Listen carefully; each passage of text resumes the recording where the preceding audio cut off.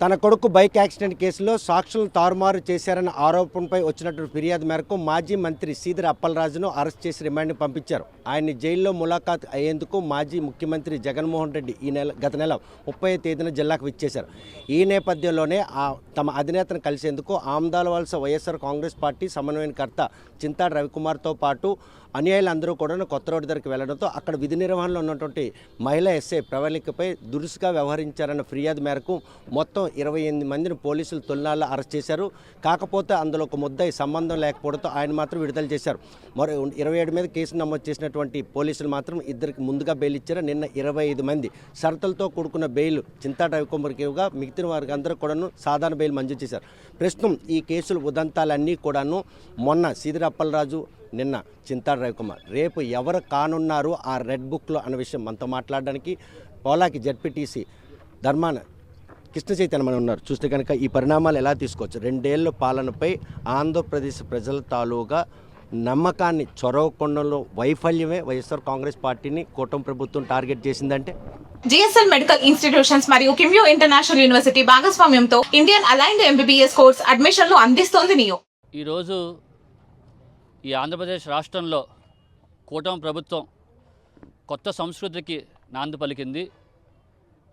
BR Ambedkar గారు రచించిన రాజ్యాంగాన్ని పక్కన పెట్టి రెడ్ బుక్ రాజ్యాంగాన్ని అమలు చేస్తూ ప్రతిపక్షాన్ని అణగదొక్కాలని, ప్రజానాయకుడిని అడ్డుకోవాలని చెప్పని అన్ని దగ్గరలో కూడా ప్రభుత్వం ఏర్పాటైనప్పటి నుంచి వాళ్ళు చెప్పిన హామీలన్నీ పక్కన పెట్టి ఎక్కడా సూపర్ 6 హామీలు నెరవేర్చకుండా, అమలు చేయకుండా పూర్తిగా వైఎస్ఆర్ కాంగ్రెస్ పార్టీ మీద కక్ష కట్టి తప్పుడు కేసులు పెట్టి అక్రమ అరెస్టులు చేసి ఈరోజు రాష్ట్రం మొత్తం మీద కూడా అనేక విధాలుగా ఇబ్బందులు గురి చేస్తున్నారు. అందులో భాగంగానే ఇక్కడ మా జిల్లాలో కూడా మొన్నన సీదిరి అప్పలరాజు గారిని, మాజీ మంత్రివర్యులను కూడా ఒక బైక్ యాక్సిడెంట్ కేసుని హత్యాయత్నం కేసు కింద మార్చి తండ్రి కొడుకులు ఇద్దరిని కూడా అరెస్ట్ చేయడం, దానికి పరామర్శ కోసం, ములాఖత్ కోసం మా నాయకుడు వచ్చినప్పుడు మేమందరం కూడా అన్ని నియోజకవర్గాల నుంచి బయలుదేరి వెళ్ళే క్రమంలో ఆమ్దల్ వలస నుంచి మా సోదరులు సమన్వయకర్త చింతాడ రవికుమార్ గారు బయలుదేరితే అది జీర్ణించుకోలేక ఆ జనాదరణ చూసి ఇంతమంది జనాలు ఓడిపోయిన జగన్మోహన్ రెడ్డికి ఎలగెళ్ళిపోతున్నారని చెప్పని ఈ కూటమి నాయకుల గుండెల్లో రైళ్లు పరిగెట్టడంతో పోలీసుల్ని ఈరోజు వాడుకొని, పోలీసులను అడ్డంగా పెట్టుకొని వాళ్ళ ద్వారా తప్పుడు కేసులు బనాయిస్తూ అక్రమ అరెస్టులు చేస్తున్నారు తప్పితే ఎక్కడా కూడా ఈ కేసులు ఏవి నిలబడవు. అన్ని తప్పుడు కేసులు పెట్టి మమ్మల్ని అనగదొక్కాలని చూస్తున్నారు. కానీ ఒక్క చింతాడ రవికుమార్ని అరెస్ట్ చేస్తే, ఈ ఆంధ్రప్రదేశ్ నియోజకవర్గంలో ఒక్క చింతాడ రవికుమార్ని అరెస్ట్ చేస్తే 1000 మంది చింతాడ రవికుమార్లు పుడతారని చెప్పని రెట్టింపు ఉత్సాహంతో వైఎస్ఆర్ కాంగ్రెస్ పార్టీ జెండా రేపు 2029లో ఎగరవేయడం తథ్యమని చెప్పని కూడా తెలియజేస్తున్నాను. ఎందుకు అప్రతత భావం? 2 ఏళ్ల సుపరిపాలన అందిస్తున్నాం, నమ్మకాన్ని చొరగొన్న సంబరాలు చేసుకున్నటువంటి కూటమి నాయకులు ఈ సమీపంలో ఎన్నికలు లేవు. సార్వత్రిక ఎన్నికల్లో కేవలం 11కే పరిమితం చేశారు. ప్రజాక్షేత్రంలో 40% ఓట్లు ఉన్నట్టు వైఎస్ఆర్ కాంగ్రెస్ పార్టీ స్థానిక సంస్థలు, ప్రాదేశిక ఎన్నికలు బలోపేతం అవుతుంది, ఆ జనార్దన కూడగట్టుకుంటుంది అన్నట్టు ఒక వ్యూహంతోనే ఈ అక్రమ అరెస్టులు అనుకోవచ్చా?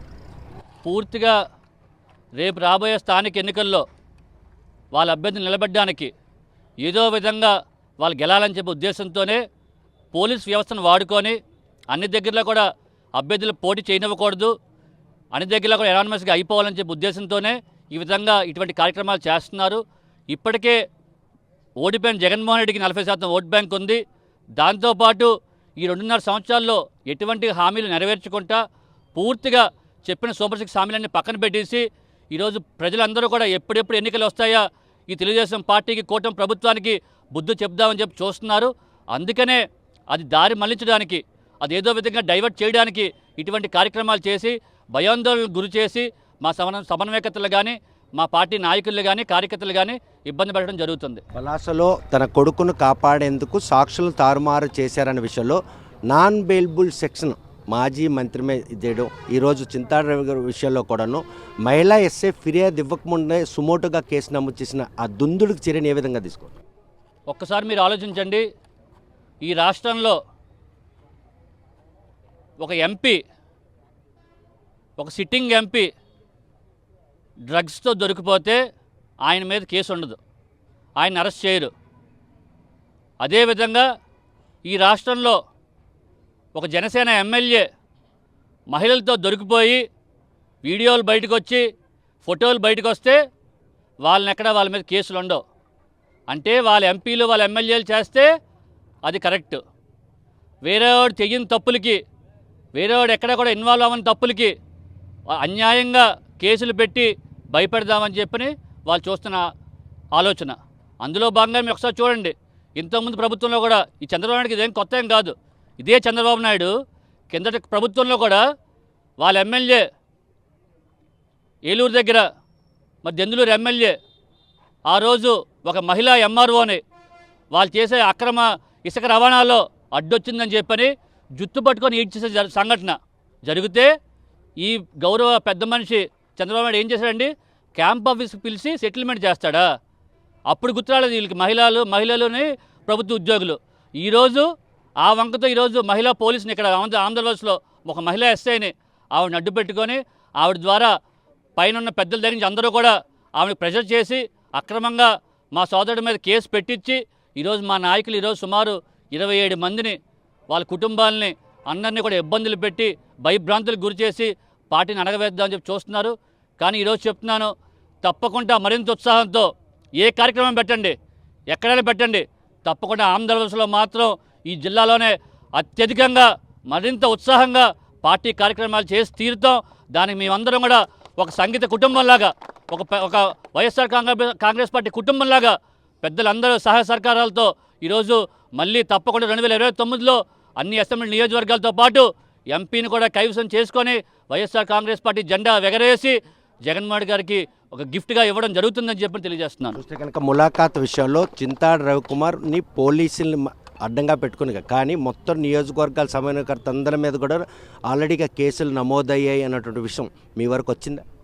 ఆ రోజు జగన్మోహన్ రెడ్డి గారిని చూడడానికి వెళ్ళినప్పుడు అనేక మంది మీద పెద్దలు జిల్లా పార్టీ అధ్యక్షులు ధర్మాన కృష్ణదాస్ గారి మీద 2 కేసులు పెట్టడం, అదేవిధంగా మాజీ ఎమ్మెల్యే హెచ్చర్ల శాసన సమన్వయకర్త గొర్రెల కిరణ్ గారి మీద పెట్టడం, అదేవిధంగా టెక్కలి సమన్వయకర్త పెరాడి తిలక్ గారి మీద పెట్టడం, అందరి మీద కూడా అనేక మంది మా సోదరుడు ధర్మాన రామ్మోహన్ రెడ్డి మీద కేసు పెట్టడం, అనేక మంది మీద ఈరోజు కేసులు పెట్టి ఏదో విధంగా ఇలా ఆపాలి, అడ్డుకోవాలి. పోలీసులు విపరీతంగా ప్రతి చెక్ పోస్ట్ దగ్గర పోలీసులు ఏమండి, ఒక టెర్రరిస్టా, ఒక ఉగ్రవాదా, లేకపోతే ఏదైనా గంజాయి కేసా, లేకపోతే ఇంకో కేసా? రాష్ట్రంలో ఇన్ని అగత్యాలు జరుగుతున్నాయి, ఇన్ని అన్యాయాలు జరుగుతున్నాయి, ఎక్కడా మీకు లా అండ్ ఆర్డర్ గుర్తు రాలేదు. ఆ రోజు మా నాయకుడిని చూడడానికి మేము వెళ్తున్నాం, కాలినడకలు వెళ్తున్నాం, ఆపడం. ఆ రోజు హాస్పిటల్ కోసం చూపించుకోవడం కోసం వెళ్తే బ్యాగులు చెక్ చేయడం, హాస్పిటల్ రిపోర్ట్లు చూడడం, సెల్ ఫోన్లు తీసుకోవడం, పోలీసులు సెల్ ఫోన్లు తీసుకొని సెల్ ఫోన్ వాట్సాప్లో ఓపెన్ చేసి వాట్సాప్లో వైఎస్ఆర్ కాంగ్రెస్ పార్టీ సంబంధించిన వాట్సాప్ గ్రూపుల్లో ఉంటే మీరు వెళ్ళకూడదు, మీరు ఆగిపోవాలి. ఇంత అన్యాయమా? అంటే ఈ రాష్ట్రంలో ప్రజాస్వామ్యం ఉందా లేదా? ఎక్కడున్నాం మనం? పాకిస్తాన్లో ఉన్నామా, లేకపోతే ఇంకో దగ్గర ఉన్నామా? అటువంటి ఆంక్షలు కూడా అతిక్రమించి వేలాది మంది ఈరోజు ఆయన ములాఖాత్ పర్యటనలో భాగస్వామి కావాలి, ఆయన ప్రత్యక్షంగా చూడాలి. కూటమి ప్రభుత్వం రాష్ట్రంలో కొలుతీరిన 2 ఏళ్ల తర్వాత మొదటిసారి పర్యటనకు వచ్చినట్టు జగన్మోహన్ రెడ్డి ప్రత్యక్షంగా చూడాలన్నట్టు ఉత్సుకత, పిలవని అతిథులుగా వచ్చారు వైఎస్ఆర్ కాంగ్రెస్ పార్టీ శ్రేణులు. వాళ్ళందరూ కూడాను అణిచివేసేందుకు చేసిన ప్రయత్నంలో భవిష్యత్తులో కూటమి ప్రభుత్వం ఈరోజు వైఎస్ఆర్ కాంగ్రెస్ పార్టీని భూస్థాపితం రెడ్ బుక్ రాజ్యాంగాన్ని అమలు చేస్తుంది. వాళ్ళు కూటమి ప్రభుత్వం తెలుగుదేశం పార్టీ కానీ, జనసేన కానీ, బీజేపీ కానీ ఈ 3 కలిసిన కూటమి ప్రభుత్వం ఇంకొక 3 కలుపుకోండి, ఇంకో 3 కలుపుకున్నా సరే మీరు తల కింద తపస్సు చేసిన ఈ చంద్రబాబు నాయుడు కానీ, ఈ లోకేష్ కానీ, ఈ పవన్ కళ్యాణ్ కానీ తల కింద తపస్సు చేసినా సరే వైఎస్ఆర్ కాంగ్రెస్ పార్టీని కానీ, జగన్మోహన్ రెడ్డి గారికి ఉన్న ప్రజాదరణ కానీ వీళ్ళు ఎన్ని పనులు చేసినా సరే వీళ్ళు అడ్డుకోలేరు, ఆపలేరు. తప్పకుండా మళ్ళీ 2029లో వైఎస్ఆర్ కాంగ్రెస్ పార్టీ గెలడం తథ్యం, వైఎస్ జగన్మోహన్ రెడ్డి గారు ముఖ్యమంత్రిగా కూర్చోవడం కూడా తథ్యం అని చెప్పి తెలియజేస్తున్నాను. చూస్తే కనుక ప్రస్తుతం ములాఖాత్కై వచ్చినటువంటి మాజీ ముఖ్యమంత్రిని ప్రత్యక్షంగా చూసేందుకు తమ పార్టీ అధినేత జిల్లాకు వచ్చారు. మాజీ ఎమ్మెల్యే అక్రమ అరెస్ట్ చేసి జైల్లో పెట్టారనే విషయం తెలుసుకున్నట్టు వైఎస్ఆర్ కాంగ్రెస్ పార్టీ శ్రేణులతో పాటు అన్ని నియోజకవర్గాల సమన్వయకర్తలు కూడాను అడుగడుగున పోలీసులు ఆంక్షలు పెట్టినా కూడా ఆంక్షలను కూడా అతిక్రమించి రహదారి చేరుకోవడం జరిగింది. కానీ ఇవన్నీ కూడాను కేవలం రెడ్ బుక్ రాజ్యాంగ అమల్లో భాగంగా కడుతున్నటువంటి కేసులే. ఆ కేసులతో వైఎస్ఆర్ కాంగ్రెస్ పార్టీని కానీ కార్యకర్తలు కానీ నాయకులను కానీ అణచివేత చూసినటువంటి కూటమి నేతలకు మాత్రం రేపు రాబోయే సార్వత్రిక స్థానిక సంస్థల ఎన్నికల్లో మూతోడు జవాబు ఇవ్వడంతో పాటు 2029 సార్వత్రిక ఎన్నికల్లో జగన్మోహన్ రెడ్డిని ఈ రాష్ట్రానికి ముఖ్యమంత్రి చేయడంతో పాటు అన్ని నియోజకవర్గాలు కైవసం చేసుకుని ఇటువంటి తప్పుడు కేసులు పెట్టినటువంటి కూటమి నాయకుల తరగతి వ్యవహార శైలి ప్రజలందరూ గమనిస్తున్నారు. 2 ఏళ్ల పాలనలో వైఫల్యం చెందినటువంటి వారి తాలూకు వైఖరిని యూటర్న్ తీసుకోవడానికి ఇలా తప్పుడు కేసులు పెడుతూ వైఎస్ఆర్ కాంగ్రెస్ పార్టీ వైపు వారు దృష్టి మళ్లించారని ఆరోపిస్తున్నారు. ఇటువంటి తప్పుడు కేసులు ఒక మీద పెడితే కనీసం 1000 గొంతుగా ప్రశ్నించేటటువంటి పరిస్థితి ప్రస్తుతం వైఎస్ఆర్ కాంగ్రెస్ పార్టీ శ్రేణులు ఉంది. ఈ విషయం మాత్రం గుర్తెరిగి కూటమి నాయకులు కనుక నడుచుకుంటే వారికి భవిష్యత్తు లేకుంటే వైఎస్ఆర్ కాంగ్రెస్ పార్టీ సునామీ ముందు మాత్రం కూటమి నేతలు కొట్టుకుపోవడం ఖాయం అన్నటువంటి హెచ్చరిక జారీ చేస్తారు. వీడియో జర్నలిస్ట్ రామకృష్ణతో సత్యం, RTV శ్రీకాకుళం. హెల్దీగా ఉంది.